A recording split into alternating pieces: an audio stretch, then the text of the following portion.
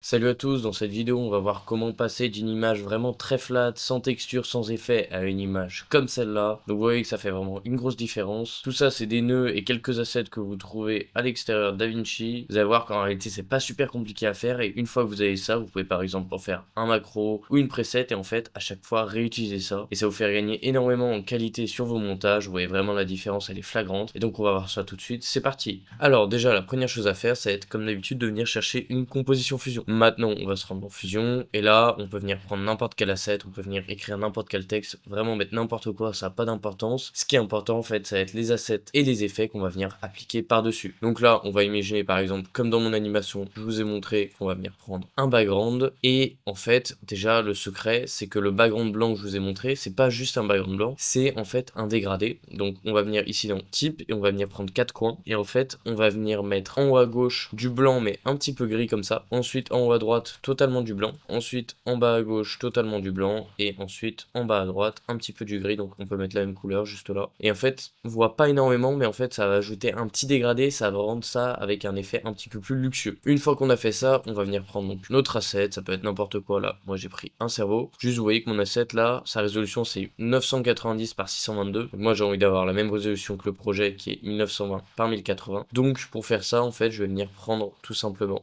un background, je vais venir mettre l'alpha à 0 et je vais venir connecter cet asset comme ça, et comme ça quand je mets dans le viewer, vous voyez que là j'ai 1920 par 1080. Maintenant je connecte ça à la suite, et là directement je vais venir ajouter une ombre portée. L'ombre portée on peut la régler de plusieurs façons, on peut plus ou moins mettre, vous voyez, le flou si on a envie qu'elle soit vraiment très nette, on peut augmenter un petit peu l'intensité, jouer avec la distance. Là par exemple je vais mettre quelque chose comme ça, et je vais mettre un flou comme ça, et on va dire que mon ombre portée me convient très bien. Maintenant je vais venir faire un texte en haut, donc je vais venir prendre un texte, pareil on peut écrire ce qu'on veut, donc là je vais créer les LB DaVinci, et je vais venir tout simplement choisir une autre police, donc je vais prendre la police du Times, voilà, juste là, et pareil je vais venir ajouter une ombre portée vu que c'est du blanc sur du blanc, comme ça on verra mieux, faire une ombre comme ça, et je vais venir baisser la taille, et venir placer ça, voilà, juste là par exemple, ok.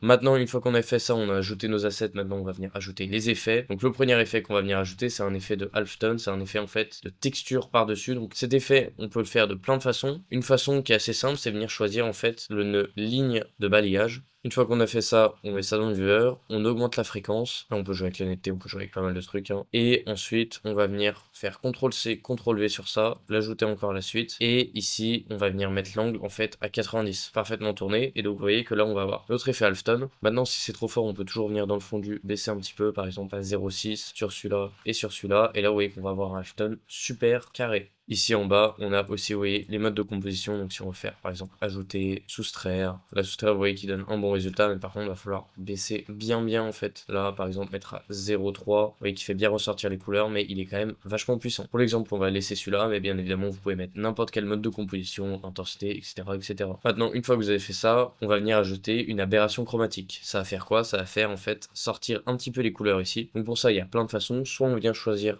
prisme flou comme nœud, on met ça dans le viewer et ensuite là on baisse en fait le flou et vous voyez ça nous met une aberration chromatique. Maintenant moi celui que j'aime bien faire en fait c'est venir dans effet, template, edit et venir ici chercher RGB split. Donc ça c'est un extérieur à DaVinci, vous pouvez venir le chercher sur internet, hein. SSC RGB split. Moi je vais prendre celui-là, sinon il y a celui-là qui est déjà fait dans DaVinci et là on augmente la distance, vous voyez tac ça nous donne un effet vraiment sympa, donc je vais mettre à 0.3. Maintenant on va venir chercher un effet de distorsion d'objectif, donc ça va nous faire changer en fait la forme de l'écran. Là, je vais venir jouer avec la distorsion et on veut que la distorsion soit dans ce sens-là, quelque chose comme ça. Et ensuite, on vient chercher un transform et on vient rezoomer à l'intérieur. Et vous voyez là, ça va vraiment nous donner un effet super sympa. On passe de ça à ça juste avec quelques nœuds. Et vous voyez quoi, vraiment quelque chose qui commence à être pro. Mais maintenant, c'est pas fini. À la suite, je vais aussi venir ajouter du grain. Le grain, ça va nous rajouter ce qu'il y a juste là. Vous voyez, je vais juste cliquer sur verrouiller timecode, pas que le grain bouge, et je vais baisser un petit peu la force, quelque chose comme ça. Maintenant, je vais aussi venir chercher une vignette. Donc, je vais mettre la vignette là, augmenter ça là, augmenter ça là, augmenter ça là. Là, on augmente les trois paramètres. Et on passe de ça à ça donne quelque chose d'encore plus épique. Et enfin, je vais venir chercher un nœud qui s'appelle Flou Maquette.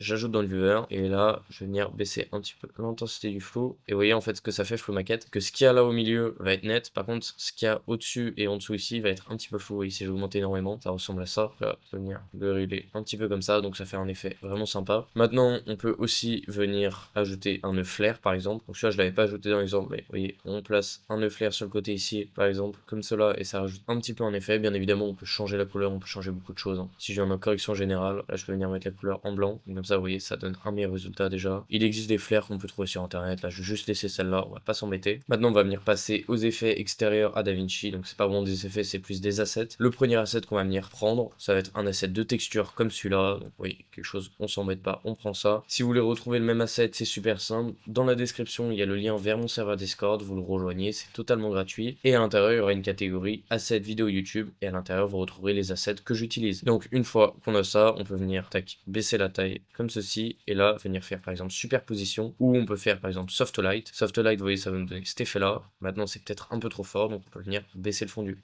et là ça va me donner une couleur un peu bleutée et un peu de texture. On passe de ça à ça. Maintenant on va venir ajouter des effets d'ombre, donc en fait on va venir chercher l'asset qui ressemble à ça, pareil, qui est partagé. On va venir le connecter là, mettre ça dans le viewer, et ensuite on va venir baisser sa taille, venir le placer à peu près comme ça, et ensuite dans paramètres je vais venir baisser le fondu. Et quand je fais ça, vous voyez que ça va nous donner des effets donc de lumière et donc qui sont vraiment très sympas. Et ensuite on peut venir ajouter des particules, donc ça il y en a vraiment beaucoup qui existent. Moi je sais pas pourquoi avec ces couleurs je pense que les particules type feu ça passerait bien, donc là il y a plusieurs assets, hein. Celui-là par exemple, là je mets superposition, et là vous voyez que je vais avoir quelques particules feu, et que là, tac, ça a donné un bon résultat. J'ai celle-là, sinon je vais aussi avoir quelque chose comme ça. Vous voyez, j'ai pas mal de particules, et je pense que voilà, particules feu ça va être le mieux à utiliser. On peut avoir aussi celle-là. La première selon moi est la mieux, donc je vais garder ça, faire superposition, augmenter la taille, et comme ça là je vais avoir donc ces particules là. Maintenant une autre chose qu'on peut venir faire pour ajouter de l'intensité à cette scène, ça va être de venir chercher un œil qui s'appelle caméra shake, donc mouvement de caméra en français, mettre ça dans le viewer, et là vous voyez déjà c'est trop fort et ça sort du cadre. Donc pour que ça se voit pas que ça sort du cadre, on va venir donc ici contour, mettre miroir, et ensuite on va juste venir baisser en fait l'intensité générale, la vitesse, l'aléatoire et un petit peu tous les paramètres, et comme ça vous voyez là ça va venir bouger. Pareil là je trouve que c'est encore trop fort, je vais baisser encore tous ces paramètres là, et vous voyez là c'est parfait, c'est à dire que ça se voit mais pas trop non plus, et ça vient ajouter l'intensité à cette scène. Et donc voilà, vous voyez qu'avec quelques nœuds et quelques assets on passe vraiment de quelque chose de très propre à beaucoup moins propre. Si on regarde au début ça ressemblait à ça, et juste avec tout ce qu'on a mis ça ressemble à ça à la fin. Donc voilà, un résultat beaucoup plus pro. Et si vous voulez progresser sur DaVinci Resolve, pouvoir monétiser votre compétence, devenir monteur professionnel, ou tout simplement exploser votre compétence montage vidéo, le meilleur moyen c'est de faire un accompagnement personnalisé avec moi. Dans la description il y a un lien, c'est un formulaire, vous y répondez et ensuite je vous contacte. Maintenant si vous voulez progresser mais en communauté, c'est aussi possible. Dans la description, pareil, il y a un lien vers mon serveur Discord, vous le rejoignez, et à l'intérieur il y a une vidéo qui va vous expliquer les différents retours de membres, comment fonctionnent les serveurs et les différents types d'abonnements. Donc voilà, deux offres, une avec abonnement, une sans abonnement, une très personnalisée avec moi, une en groupe. Choisissez celle que vous préférez, et en tout cas si vous avez aimé cette vidéo, n'hésitez pas à liker, vous abonner. À bientôt.